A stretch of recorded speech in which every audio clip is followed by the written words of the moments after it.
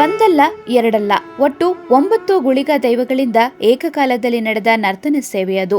ಅತಿ ಹೆಚ್ಚು ಆರಾಧನೆಗೊಳ್ಳುವ ಗುಳಿಗ ದೈವಕ್ಕೆ ಈ ರೀತಿಯ ನರ್ತನ ಸೇವೆ ಸದ್ಯ ಕರಾವಳಿಯಲ್ಲಿ ಎಲ್ಲೂ ನಡೆಯೋದಿಲ್ಲ. ತುಳುನಾಡ ದೈವಾರಾಧನೆ ಇತಿಹಾಸದಲ್ಲೇ ನವಗುಳಿಗ ದೈವಕ್ಕೆ ನಡೆದ ಆ ನರ್ತನ ಸೇವೆ ಎಲ್ಲರನ್ನ ಒಮ್ಮೆ ನಿಬ್ಬೆರಗಾಗಿಸಿತ್ತು.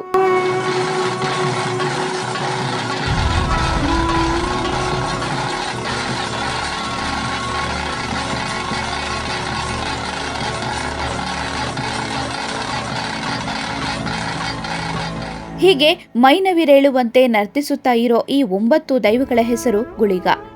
ಕರಾವಳಿ ಭಾಗದ ಜನರಿಂದ ಹೆಚ್ಚಾಗಿ ಆರಾಧಿಸಲ್ಪಡುವ ಈ ಗುಳಿಗ ದೈವಕ್ಕೆ ಸಾಮಾನ್ಯವಾಗಿ ಏಕಕಾಲದಲ್ಲಿ ಒಂದೆರಡು ದೈವಗಳು ಹೀಗೆ ನರ್ತನ ಸೇವೆ ಮಾಡೋದು ಇದೆ.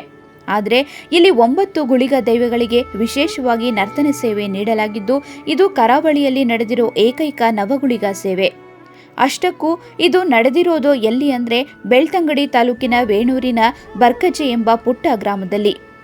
ಇಲ್ಲಿರೋ ನವದುರ್ಗೆಯರ ದೇವಸ್ಥಾನದಲ್ಲಿ ಈ ನವಗುಳಿಗ ದೈವಗಳ ನರ್ತನ ಸೇವೆ ನಡೆಸಲಾಯಿತು. ದುರ್ಗಾ ಪರಮೇಶ್ವರಿ ಕ್ಷೇತ್ರಪಾಲಕರಾಗಿ 9 ಗುಳಿಗ ದೈವಗಳು ಇಲ್ಲಿ ನೆಲೆಯಾಗಿರೋ ಕಾರಣ ಇಲ್ಲಿ ಈ ನವಗುಳಿಗ ನರ್ತನ ಸೇವೆ ನಡೆಸಲಾಗಿದೆ.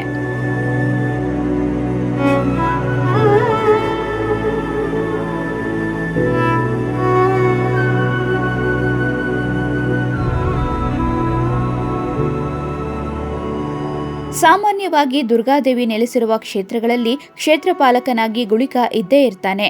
ಇಂತಹ ಕ್ಷೇತ್ರಗಳಲ್ಲಿ ವಾರ್ಷಿಕವಾಗಿ ಗುಳಿಗನಿಗೆ ಈ ರೀತಿಯಾಗಿ ನರ್ತನ ಸೇವೆಯನ್ನ ನೀಡಲಾಗ್ತದೆ. ಇನ್ನು ತುಳುನಾಡಿನ ಹೆಚ್ಚಿನ ಜನರ ಮನೆಯಲ್ಲೂ ಈ ಗುಳಿಗನ ಆರಾಧನೆ ನಡೆಯುತ್ತದೆ. ಆದರೆ ಕೆಲ ವರ್ಷಗಳ ಹಿಂದೆ ಬರ್ಕಜೆ ಎಂಬ ಗ್ರಾಮದಲ್ಲಿ ಪುನರ್ ನಿರ್ಮಾಣವಾದ ಶ್ರೀ ದುರ್ಗಾ ಪರಮೇಶ್ವರಿ ದೇವಸ್ಥಾನದಲ್ಲಿ ನವಗುಳಿಗ ದೈವಗಳು ಕ್ಷೇತ್ರಪಾಲಕರಾಗಿ ನೆಲೆಸಿದ್ದಾರೆ ಅನ್ನೋ ವಿಚಾರ ಗೊತ್ತಾಗಿತ್ತು. ಹೀಗಾಗಿ ಆ 9 ದೈವಗಳಿಗೂ ಏಕಕಾಲದಲ್ಲಿ ನರ್ತನ ಸೇವೆ ಮಾಡಲಾಗುತ್ತಿದೆ.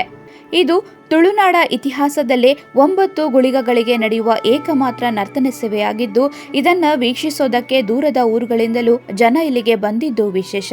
ಈ ಕ್ಷೇತ್ರದಲ್ಲಿ ಪ್ರಾರ್ಥಿಸಿ ಹೋದವರಿಗೆ ಎದುರಾಗುವ ಎಲ್ಲ ಸಂಕಷ್ಟಗಳು ನಿವಾರಣೆ ಆಗುತ್ತೆ ಅನ್ನೋ ನಂಬಿಕೆ ಕೂಡ ಇದೆ.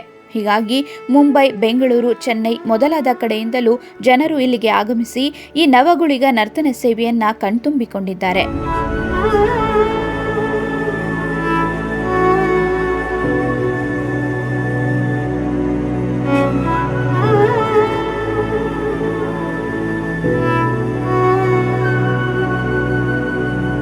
ಕಾಂತಾರ ಸಿನಿಮಾ ಬಂದ ಬಳಿಕ ತುಳುನಾಡಿನ ದೈವಾರಾಧನೆ ಸಾಕಷ್ಟು ಪ್ರಚಾರ ಪಡೆದುಕೊಂಡಿದೆ. ಅದರಲ್ಲೂ ವಿಶೇಷವಾಗಿ ಕಾಂತಾರದ ಕ್ಷೇತ್ರಪಾಲ ಗುಳಿಗ ಹಾಗೂ ಪಂಜುರ್ಲಿ ದೈವಗಳ ನರ್ತನ ನೋಡಲು ಹೊರ ರಾಜ್ಯದಿಂದಲೂ ಜನರು ಬರಲು ಆರಂಭಿಸಿದ್ದಾರೆ.